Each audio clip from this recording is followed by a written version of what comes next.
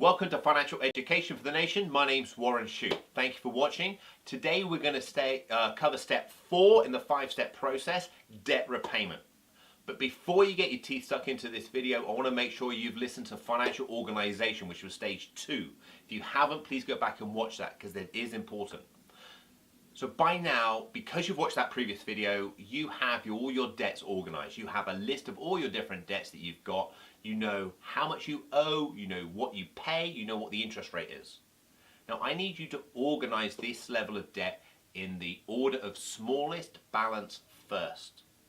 So you're starting with the smallest balance and going through in the list so you'll have your largest balance at the end.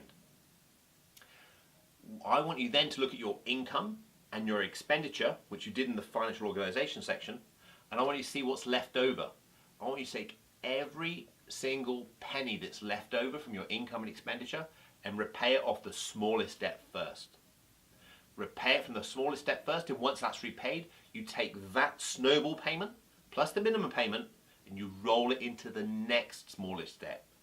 That's why it's called the snowball effect, because once we've repaid the second smallest debt, we're then going to roll the minimum payment plus the snowball payment across into the third smallest debt, and it builds momentum. Now this might be contrary to you hear from other financial advisors or other financial experts, because they might say to you, pay the highest interest rate first. And they'd be right. Logically, that would pay the debt down maybe slightly quicker, but it would save you more interest. But it's like dieting. If you restricted your calories very, very low, never took a cheat day and trained flat out every single day, you would get in shape quicker, but it would be less enjoyable, and the probability is you wouldn't stick to the plan. What I want you to do is have a balanced diet, exercise doing things you enjoy, so you change your lifestyle and it continues forever. That's the difference in our processes. Doing the smallest debt first repays that debt quicker.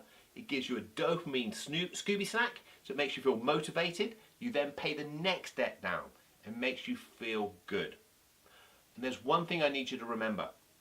The surplus income needs to be at least 12.5% of your gross income. Why 12.5%?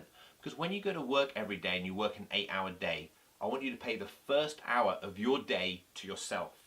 So the first hour of your 8-hour day gets paid to you. And that's why we're taking 12.5% of your money and making sure we repay it off your debt. Thank you for listening. My name is Warren Shute. This has been Financial Education for the Nation.